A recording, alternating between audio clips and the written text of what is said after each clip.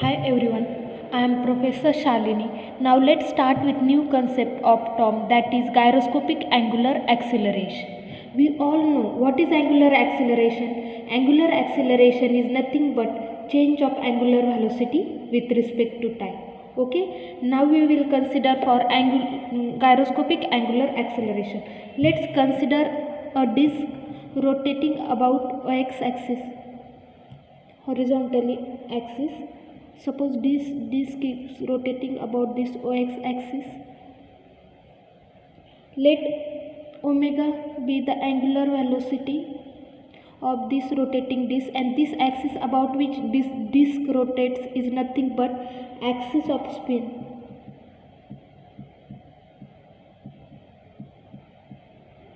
Now we assume that we are observing this disk from front side, that is, this is direction of viewing.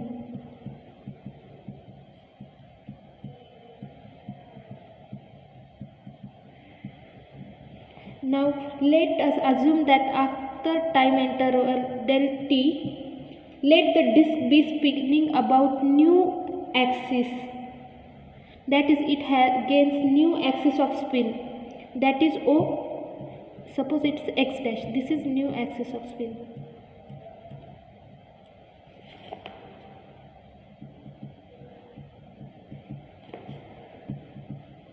Suppose after this be del theta, okay, at an angle del theta. The new angular velocity will be omega plus del omega. Now we can use right hand screw rule. We says that angular velocity, initial angular velocity of disk can be represented by vector OX. Okay, this is vector OX and this is initial angular velocity. Okay, after time del t, the final angular velocity of disk, that is omega plus del omega, can be represented by vector O x dash.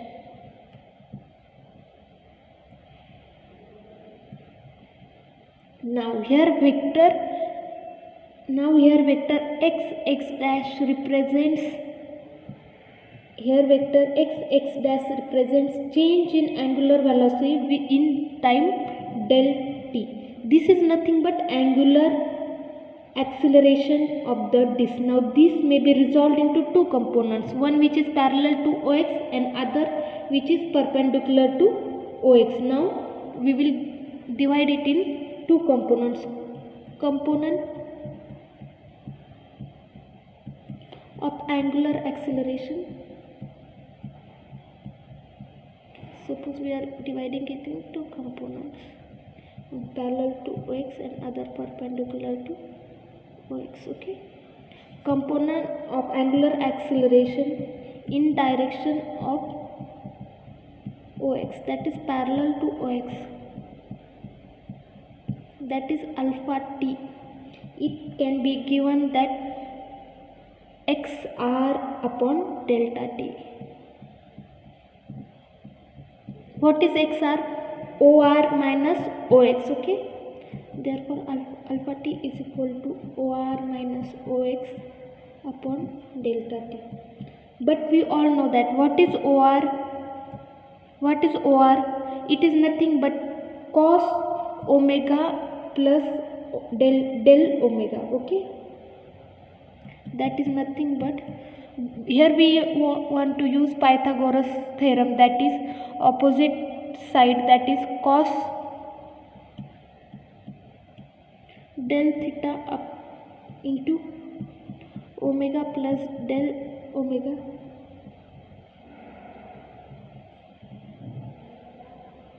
upon del t. And what is this OX? OX is omega, initial velocity, angular velocity. Okay, next we will solve this bracket. Therefore alpha t is equal to omega cos del theta plus del omega cos del theta minus omega, okay, upon del t. Here we can see that as del theta is very small, hence we will put cos del theta is equal to 1. We will put cos del theta is equal to 1. By substituting this value in equation 1 from 1 and 2,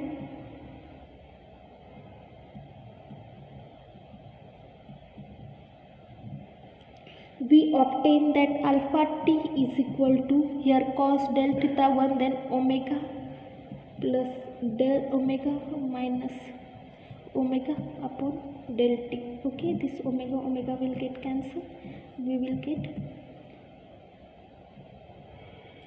alpha t is equal to del omega upon del t. Okay, now we will see next.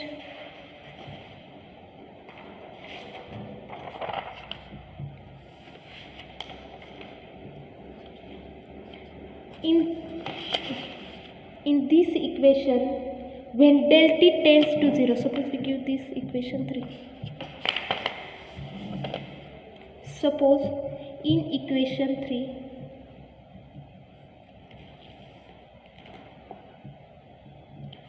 del t tends to 0, then what we will obtain alpha t is equal to limit del t tends to 0, that is del omega upon del t.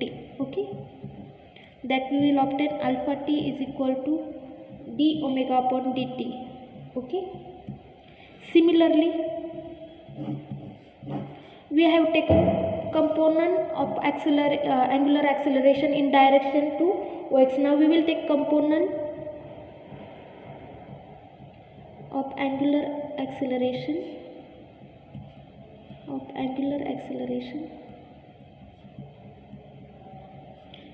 in direction perpendicular to ox. What we will obtain, RC is Rx dash upon delta t, that is we will say that alpha c is equal to Rc Rx dash upon delta del t. Okay, what is Rx dash? What is Rx dash? It is not, here also we can use right angle theorem and we can obtain Ox dash upon sin del theta upon del t. Again, what is Ox dash? Ox dash is nothing but omega plus del omega, which is final angular velocity. We will put value of final angular velocity upon del t. Okay, we will solve this bracket.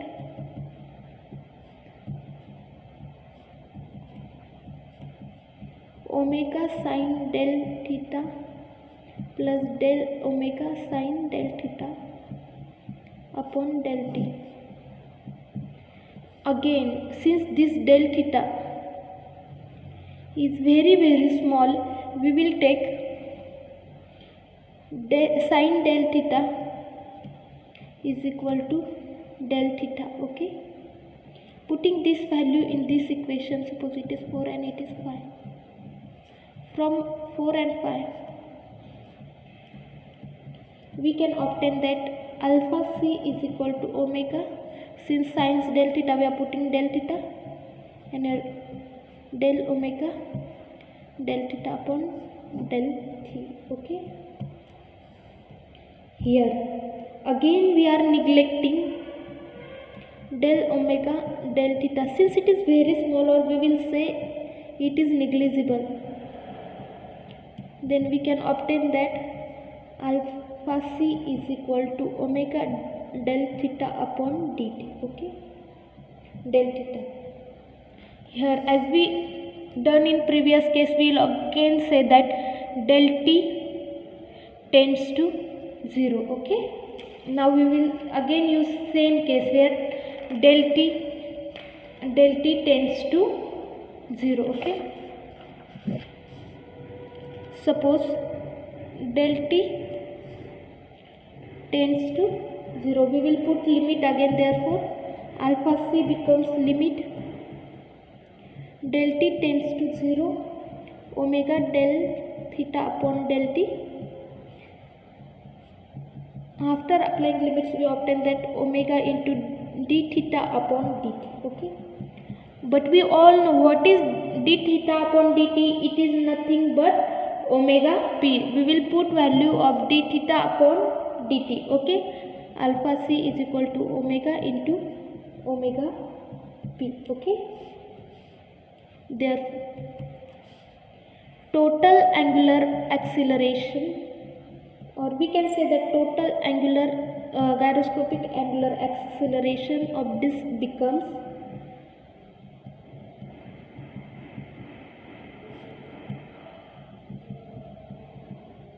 is equal to vector x dash. Total angular acceleration, as I said, is x dash, and again we can say that it is sum of alpha c plus alpha t. That is, what is alpha c? Omega into omega p. Okay, omega into omega p. And what is alpha t? It is plus dt. It is d omega upon dt. Okay, this is our final answer. Therefore total angular acceleration is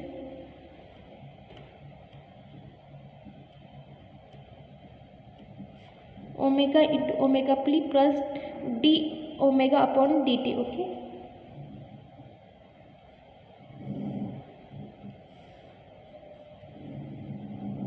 here alpha c is omega plus d theta upon dt, or we, as I said, omega into omega p. It is also called as gyroscopic acceleration. Okay,